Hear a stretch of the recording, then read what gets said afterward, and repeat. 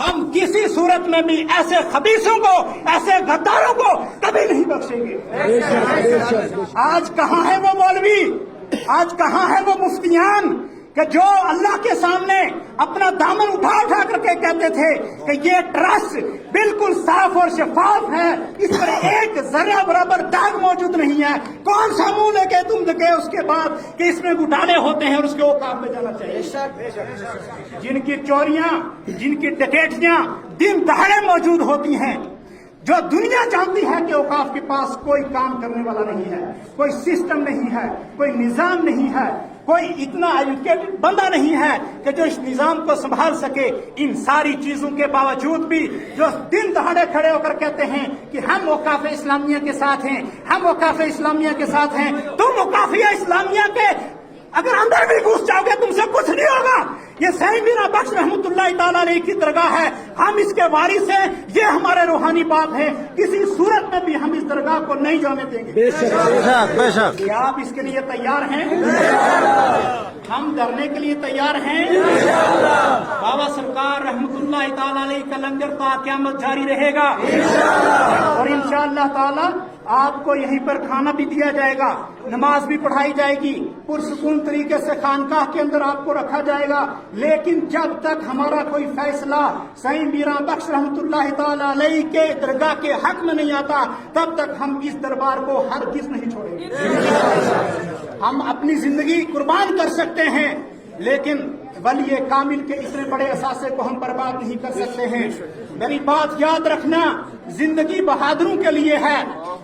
زندگی بہادروں کے لیے ہے، بزدلوں کے لیے نہیں ہے۔ بزدلی کی زندگی جینے سے بہتر ہے آج ہی مر جائے بندہ، زمین پر بوجھ بننے کا کوئی حق حاصل نہیں ہے آپ کو۔ اگر آپ نے زمین پر زندہ رہنا ہے تو سنو، یہاں پر کروڑوں اور خربوں کی تعداد میں دنیا میں ابن آدم پیدا ہوئے، اولاد آدم پیدا ہوئی اور زمین میں چلی گئی، مجھے اور آپ کو خبر بھی نہیں ہے وہ کون تھے، کہاں سے آئے، کدھر چلے گئے۔ لہذا جن لوگوں نے رول ادا کیا ہے، جن لوگوں نے قومی اثاثے کا تحفظ کیا ہے، جن لوگوں نے کام کیا ہے ملت کے لیے، مسلک و مذہب کے لیے کام کیا ہے، آج بھی ان کا نام تاریخ کے اوراق میں سنہرے حروف سے لکھا ہوا ہے۔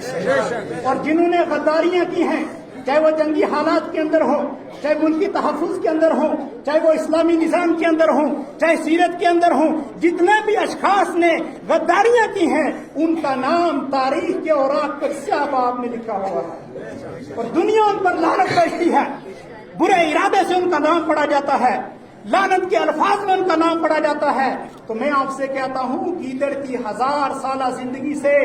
شیر کی ایک دن کی زندگی بہتر ہے۔ لہذا آپ نے جینا ہے تو مرد بن کے جینا ہے۔ اگر ہمارے اور آپ کے ہاتھ سے یہ درگاہ نکل جاتی ہے تو میں کہتا ہوں کہ ہمیں کل سے چوڑیاں پہن لینی چاہیے، ہم پھر مرد نہیں ہیں، ہم نے اپنی مردانگی کو دکھانا ہے۔ رسول اکرم صلی اللہ علیہ وسلم کی جو امت ہے یہ امت کبھی منتشر نہیں ہو سکتی ہے، یہ امت رسول صلی اللہ علیہ وسلم ہے۔ نبی اکرم صلی اللہ علیہ وسلم ہمیں اس وقت گنبد خضرا سے دیکھ رہے ہیں، بابا سرکار رحمت اللہ تعالیٰ علیہ کا چہرہ ان پر ہماری طرف ہے، ہمیں دیکھ رہے ہیں، اور یہ ہمارے امتحان کا وقت ہے۔ سنو، ہمیشہ بابا سرکار رحمت اللہ تعالیٰ علیہ نے ہمارے لیے بہت ساری قربانیاں دیں، اپنے ملک کو چھوڑ کر کے ہندوستان آئے اور یہاں پر ان کو کئی بار متعدد بار جیلوں کے اندر ڈالا گیا، لیکن یہ نہیں کہا بابا سرکار نے کہ مجھے حکومت وقت جیل کے اندر ڈال رہی ہے لہٰذا میں اپنے وطن واپس چلے جاتا ہوں۔ نہیں، بابا سرکار رحمت اللہ تعالیٰ علیہ جیل چلے گئے لیکن کبھی آپ کو نہیں چھوڑا، آپ کو چھوڑ کر کے نہیں گئے۔ تو مجھے بتاؤ، آج بابا سرکار رحمت اللہ تعالیٰ علیہ کے دربار پر جو لوگ ڈاکہ ڈالنا چاہتے ہیں، کیا آپ بابا سرکار کے دربار کو چھوڑ کے جاؤ گے؟ بابا سرکار رحمت اللہ تعالیٰ علیہ کے لیے آپ کسی بھی حد تک جانے کے لیے تیار ہیں، اور یہ اپنے عزم کے ساتھ، اپنے ایمان کے ساتھ آپ نے بتانا ہے۔ ہمارے ملک کے اندر ہم امن و امان چاہتے ہیں اور ہم ہندوستانی ہیں، ظاہر سی بات ہے، اسی لیے تو ہندوستان میں رہتے ہیں،